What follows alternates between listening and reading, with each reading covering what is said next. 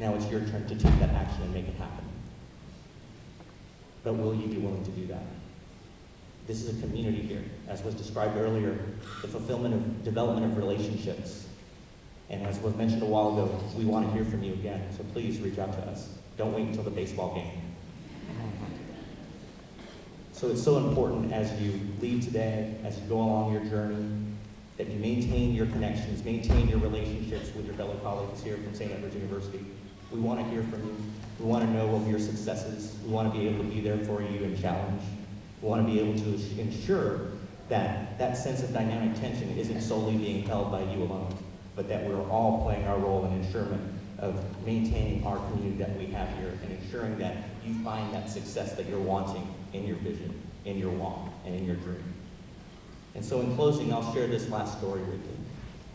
There's a gentleman that's walking through the streets of Italy. And as he's walking through the streets of Italy, he sees this magnificent structure, this incredible building.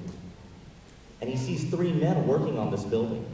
And he's admiring it, and so he walks up to the first gentleman. That first guy he's working, he's laying bricks. And he's working pretty hard. And he walks up to him and says, "Excuse me, sir, but what are you doing?" He says, "I'm laying bricks." And certainly he was, putting mortar on each side of the brick and laying it down, going through his task. He said, "Okay, that's fine." And he continued to walk around this huge building with incredible architecture and art, taking in all the different sights and sounds of Italy. And he comes upon the second guy. The second man is a little bit more apathetic, just kind of hanging out, not really doing much of anything, leaning against the wall. And he goes up to that second gentleman and he says, "Excuse me, sir, but what are you doing?" And he looks around a little bit and he says, "I'm waiting around for something better to come along." No problem with that. That's your choice. And he continues to walk around this huge structure, magnificent building, just taking it all in, enjoying it. And he comes upon a third gentleman, and this guy is multitasking. He's painting, he's laying bricks, he's sweeping, he's putting up stained glass. He's sweaty, he's tired, but he's still working hard. And he goes up to this third man and he says, "Excuse me, sir, but what are you doing?" And he takes a step to wipe the sweat from his brow, take a deep breath and says, "I'm building a cathedral. I'm building a cathedral."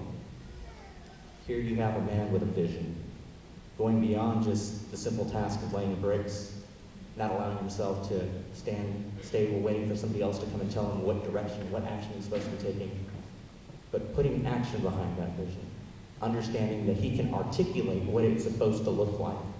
I'm building a cathedral. And so my challenge to you, fellow alum of St. Edward's University, is what does your cathedral look like? Can you describe it? Can you articulate it? Can you share it with the rest of us so that we can assist you in building that cathedral? You'll receive something momentarily that you can hang up in your cathedral with pride, with enthusiasm.